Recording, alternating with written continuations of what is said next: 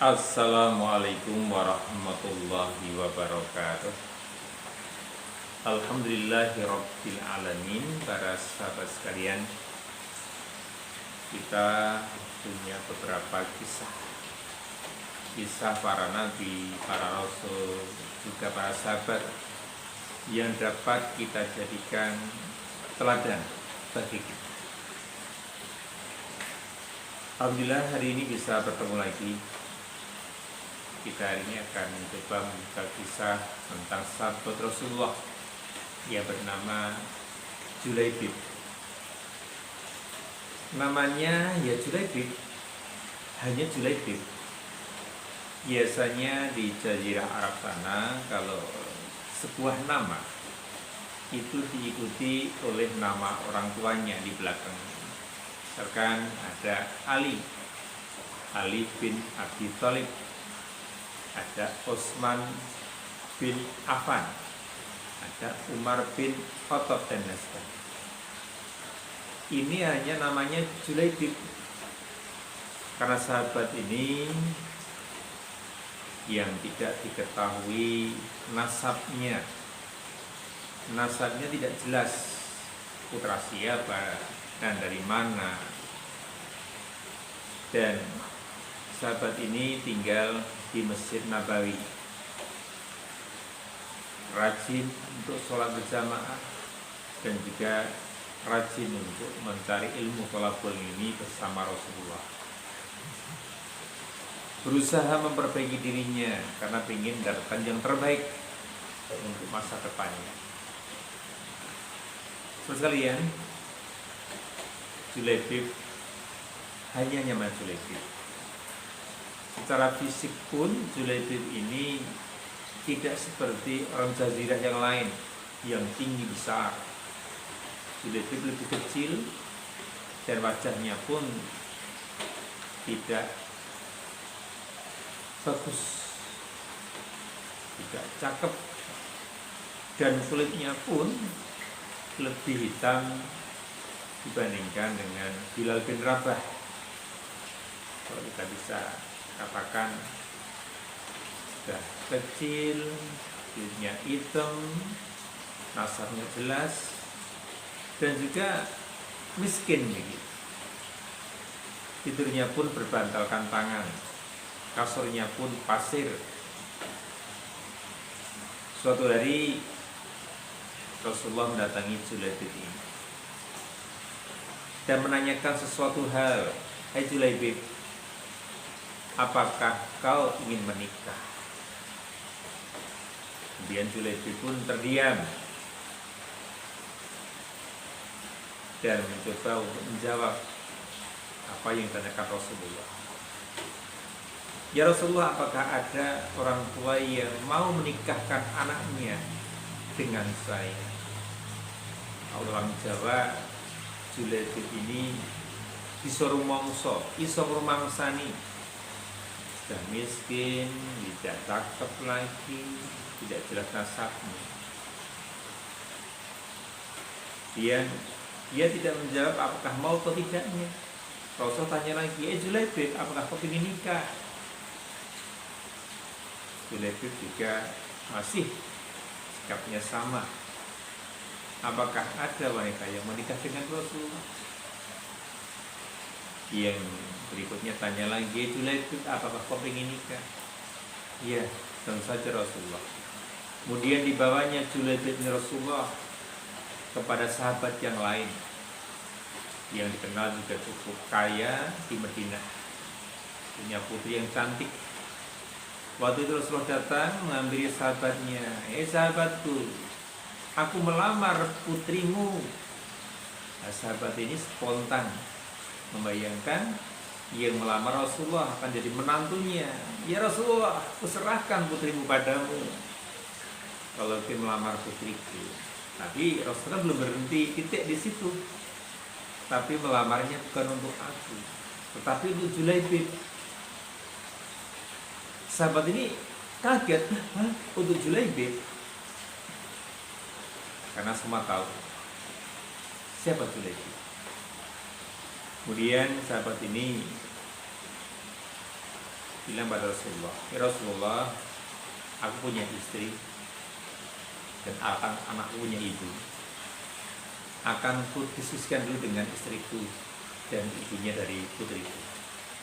Di belakang bertemu dengan istrinya dan mengatakan, istriku, Rasulullah melamar putri kita, serahkan saja, kita berikan pada Rasulullah putri kita. Tapi istriku, Rasulullah melamar bukan untuk beliau, tetapi untuk Julaibib. Hah? Untuk Julaibib? Mau dari mana muka kita? Itu reaksi dari sahabat dan istrinya. Karena dia orang kaya, terpandang di Madinah. Diskusi tentang hal tersebut. Sang putri pun mendengar dari belakang, dari kamarnya. Dia keluar, ya ayah, Rasulullah melamarku untuk Julaibib. Aku sanggup menjadi istri Julaibib. Gimana kamu ini? Kamu tahu siapa Julaibib itu? Ya ayah, ya ibu, Allah tidak memandang tentang hartanya, tentang derajatnya, tentang nasabnya. Allah hanya melihat bagaimana hamba itu tentang ketakwaannya. Inna akramakum indallahi atqakum.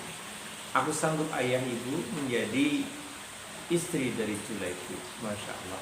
Ini putri yang sangat solehah, sangat baik. Dia memilih suami tidak berdasarkan kecakapannya, nasabnya, kekayaannya, tapi dipilih tentang keberagamaannya.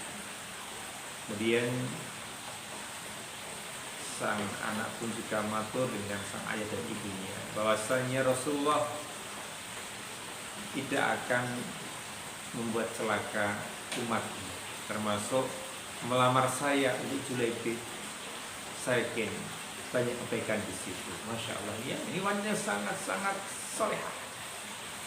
Kemudian sang ayah keluar menemui Rasulullah dan Julaibib.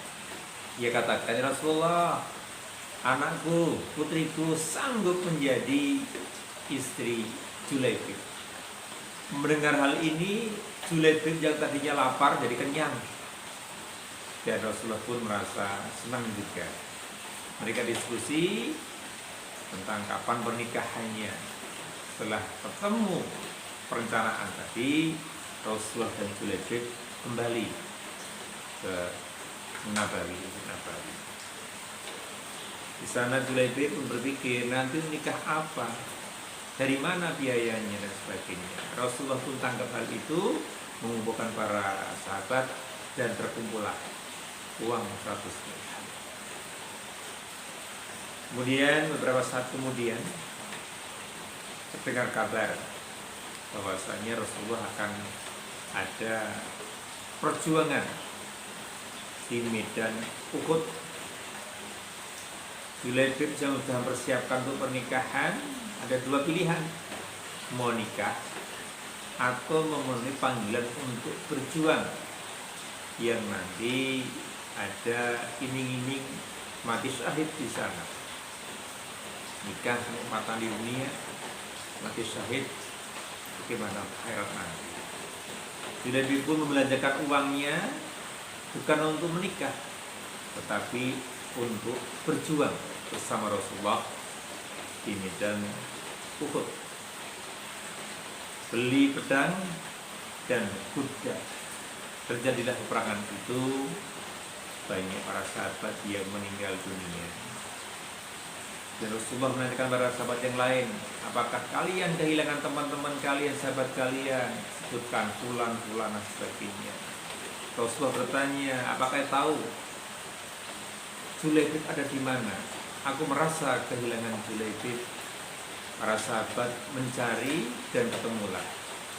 Tubuh Julaibib terjerembab penuh dengan tusukan pedang di tubuhnya, dan di sekitarnya ada 7 orang kafir Quraisy yang juga mati di situ.